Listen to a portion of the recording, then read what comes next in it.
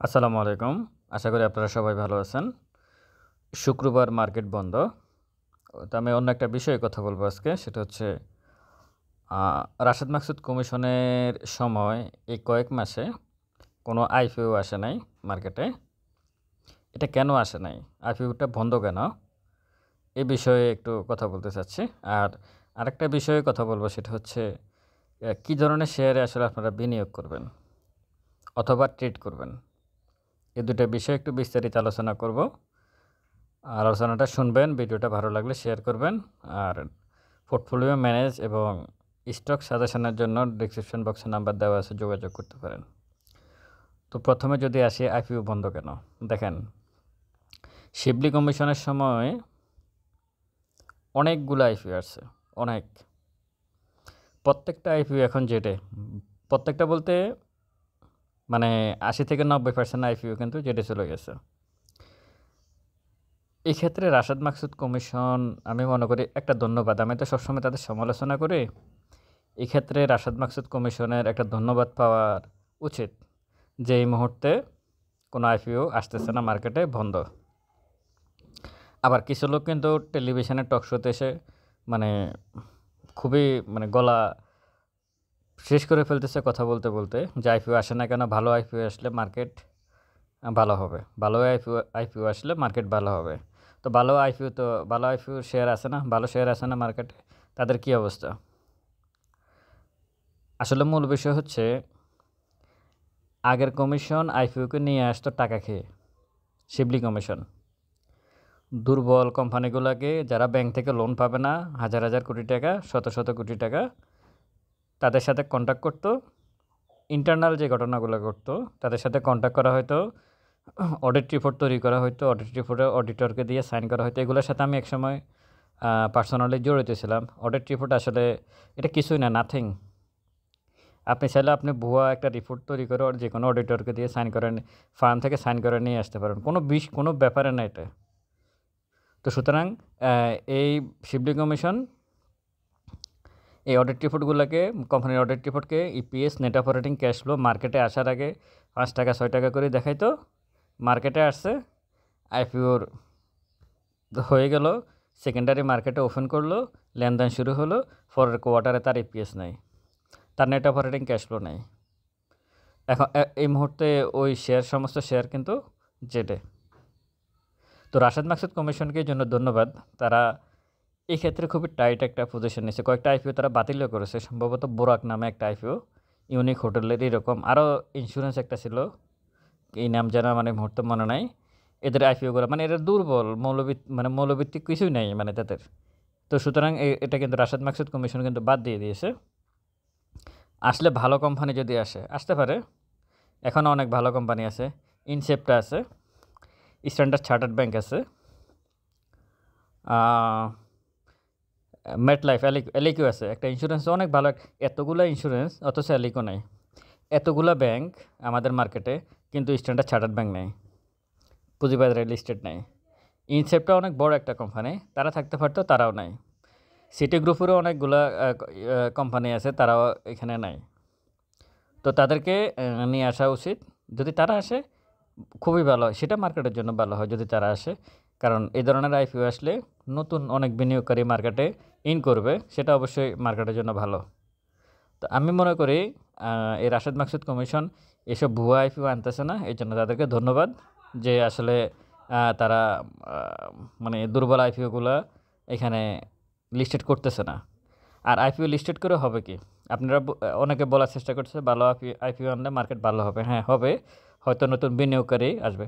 কিন্তু ভালো যে কোম্পানিগুলো মার্কেটে এই মুহূর্তে আছে, তাদের পজিশন কী? আমাদের এখানে যে কোম্পানিগুলো ভালো অবস্থায়, তাদের পজিশনটা কী? হ্যাঁ, তারা ভালো ডিভিডেন্ড দিচ্ছে, কিন্তু প্রাইস কি আপ হচ্ছে? ক্যাপিটাল গেইন কি হচ্ছে? হচ্ছে না। তো ভালো এই মুহূর্তে যে লেনদেন হচ্ছে, আর আমাদের যে মার্কেটের প্রায় 400 কোম্পানির মতো আছে মার্কেটে, আর যে লেনদেন 350-400 কোটি, 500-600 কোটি আমি যদি ধরি, সব কিছু মিলিয়ে এসব লেনদেন দিয়ে নতুন আইপিও আসা না আসা একই কথা, না আসলেই ভালো। যদি লেনদেন বাড়ে সেটা ভিন্ন বিষয়। তো সুতরাং এই মুহূর্তে আইপিও বন্ধ, আমি এটাকে পজিটিভভাবেই দেখি যে আইপিওটা বন্ধ আছে। যদি ভালো আইপিও আসে একটা দুইটা, 2 বছরে যদি একটা আইপিও আসে ভালো, সেটা পজিটিভ দিক। আইপিও নিয়ে এটুকু বলা আগে অনেক আসছে, এখন না আসাই ভালো। আর হচ্ছে কী ধরনের শেয়ারে বিনিয়োগ করবেন। আসলে এখানে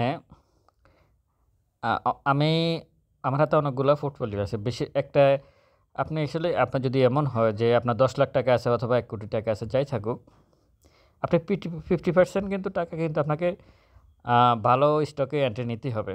সেটা আপনার দাম বাড়ুক আর না বাড়ুক, সেটা অন্য বিষয়। আপনাকে এন্ট্রি নিতে হবে ভালো স্টকে। আর হয়তো এর থেকে আর বাহিরে কিছু টাকা আপনি হয়তো প্লে করতে পারেন মার্কেটে। তো মার্কেটে প্লে করার আগে মানে জাঙ্ক শেয়ারগুলোতে, যেগুলো এখন গত 1 থেকে 1.5 মাসে খুব আপ ডাউন করছে, এই স্টকগুলোতে যদি আপনি এন্ট্রি নেন, এই ক্ষেত্রে আপনাকে অন্তত একটা স্টকে এন্ট্রি নেওয়ার ক্ষেত্রে অন্তত 7 থেকে 8টা বিষয় আপনাকে মাথায় রাখতে হবে।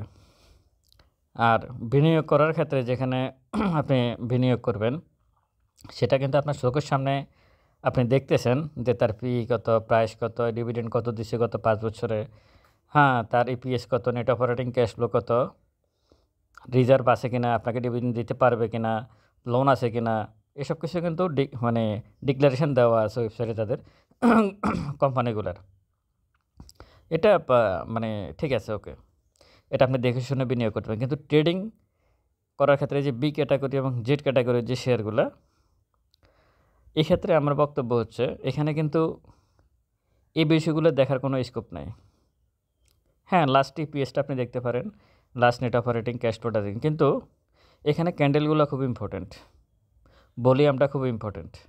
স্মার্ট মানে কীরকম আচরণ করতেছে এই বি ক্যাটাগরির শেয়ারগুলো এবং জেড ক্যাটাগরির শেয়ারগুলো, এটা আপনাকে ক্যালকুলেশন করতে হবে। একটা ক্যান্ডেল, 2টা ক্যান্ডেল, 1টা দিন, 2টা দিন, 3টা দিন, এই স্টকগুলোতে অনেক ইম্পর্টেন্ট। এখানে সবচেয়ে বেশি মানে ট্রেডিং শেয়ারের সবচেয়ে বেশি যেটা আপনাকে ব্রেনে রাখতে হবে, সেটা হচ্ছে স্মার্ট মানে কী আচরণ করে।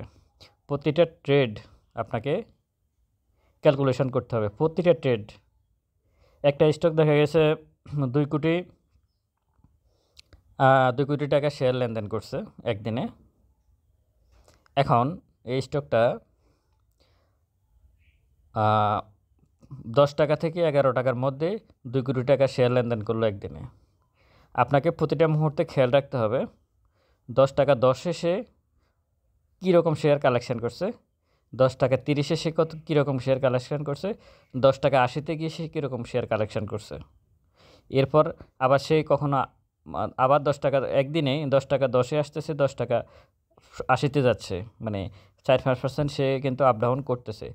এর ভিতরে আপনাকে প্রতিটা মুহূর্তে ট্রেডিংয়ের ক্ষেত্রে প্রত্যেকটা ট্রেড আপনাকে খেয়াল রাখতে হবে, এটা কি আসলে বাই হচ্ছে না সেল হচ্ছে। আশা করি আপনারা আমার কথাগুলো বুঝতেছেন। ট্রেড বি ক্যাটাগরি এবং জেড ক্যাটাগরির শেয়ারগুলো আপনারা এন্ট্রি নিচ্ছেন প্রতিদিন, এক্ষেত্রে আপনাদেরকে প্রতিটা মুহূর্তে প্রতিটা ট্রেড খেয়াল রাখতে হবে, এটা কি সেল হচ্ছে না বাই হচ্ছে না নিউট্রাল থাকতেছে। তারপর সিদ্ধান্ত নেবেন যে কোন শেয়ার আসলে এন্ট্রি নেবেন। এরপরও মিস্টেক হয়, তারপর ভলিউম দেখতে হবে, ভলিউমকে অস্বাভাবিক ভলিউম করছে, লাল ক্যান্ডেল করে সবুজ ভলিউম করছে, না সবুজ ক্যান্ডেল করে লাল ভলিউম করছে।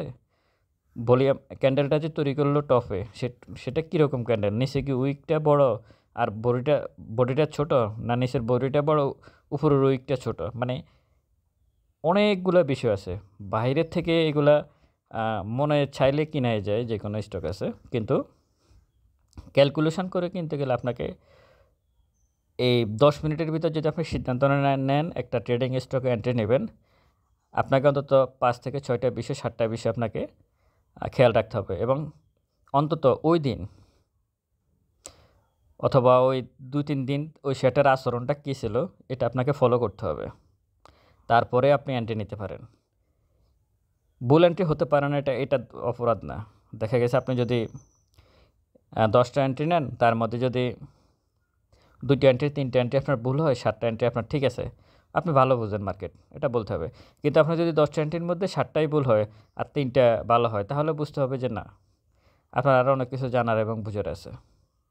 তো সুতরাং বিনিয়োগটা ইজি, বিনিয়োগটা আসলে দেখে শুনে বুঝে করা যায়, আপনার চোখের সামনে দেখতেছেন সব কিছু। কিন্তু আপনার ট্রেডিংয়ের ক্ষেত্রে আপনি কিন্তু শুধু আপনি অদৃশ্য একটা শক্তি স্মার্ট মানে, তার সাথে আপনি প্লে করতেছেন এবং তার সাথে প্লে করে আপনাকে টিকে থাকতে হচ্ছে, কারণ আপনি জানেন না স্মার্ট মানি আগামী কালকে ওই স্টকটাতে কী করবে। এত যে ভলিউম করলো, কি ফেক ভলিউম করলো না রিয়েল ভলিউম করলো, তারা স্মার্ট মানি কতটুকু কোন টাকায় কতটুকু শেয়ার কালেকশন করছে, তারা কি আসলে এন্ট্রি নিচ্ছে না এক্সিট করবে এই জন্যই কালেকশন করতেছে, অনেক কিছু বুঝে শুনে আসলে এন্ট্রি নিতে হয়। তো আমি মনে করি আপনার পোর্টফোলিওতে আপনার যদি 10 লাখ টাকা থাকে, আপনি অন্তত 5 লাখ টাকা আপনাকে ভালো স্টক, মানে যেটার কোনো সমস্যা হবে না এরকম স্টক আপনাকে বিনিয়োগ করে রাখতে হবে। আর বাকি 30%, বাকি 3 লাখ টাকা হয়তো আপনি ট্রেড করতে পারেন। এটা নরমাল, এটা এটা আপনি ধরেন ইয়েতে কী বলে পুঁজিবাজারে নেই, আপনি অন্য কোনো জায়গায় অন্য কোনো ব্যবসা করতেছেন, আপনার ধরেন 10 লাখ টাকা আছে, আপনি কিন্তু 5 লাখ টাকার বা 3 লাখ টাকা বা 4 লাখ টাকা কিন্তু দোকানের অ্যাডভান্স দেওয়া লাগবে বা ব্যবসা প্রতিষ্ঠানের অ্যাডভান্স দেওয়া লাগে। এই অ্যাডভান্স থেকে কি কোনো ইনকাম আসে? আসে না। মূলত আপনি দোকানে যে মালটা উঠান তার থেকে কিন্তু ইনকামটা আসে। এটাও ধরুন সেরকমই, আপনি ভালো স্টকে এন্ট্রি নিয়ে রাখলেন ওই দোকানের অ্যাডভান্সের মতো, আর বাকি টাকা দিয়ে আপনি প্লে করেন যতটুকু প্রফিট করা যায়। অবশ্যই সাবধানতা অবলম্বন করতে হবে এবং ট্রেডের ক্ষেত্রে প্রতিটা মুহূর্তে আপনাকে সাবধানতা অবলম্বন করতে হবে। আর এমন স্টকে এন্ট্রি না নেওয়াই ভালো ট্রেডিংয়ের ক্ষেত্রে, যাতে স্টপ লস নেওয়া না লাগে। অথবা হয়তো আপনি 5-6 দিন 10 দিন আপনি অপেক্ষা করলেন, কিন্তু এমন এক জায়গায় সেটা চলে গেছে যে আপনি ওখানে এন্ট্রি নিলেন, আপনাকে বারবার স্টপ লস নিতে হচ্ছে, তাহলে কিন্তু আপনার মূলধন কিন্তু কমে যাবে।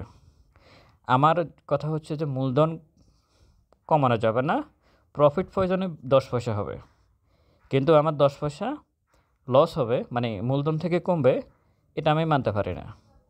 আমার 10 পয়সা প্রফিট করব, 20 পয়সা প্রফিট করব, ওকে। তো আপনারা এই বিষয়গুলো একটু খেয়াল রাখবেন। আশা করি আপনারা আমার কথাগুলো বুঝতে পারছেন। পোর্টফোলিও ম্যানেজ এবং স্টক সাজেশনের জন্য ডেসক্রিপশন বক্সে নাম্বার দেওয়া আছে, যোগাযোগ করতে পারেন। আসসালামু আলাইকুম।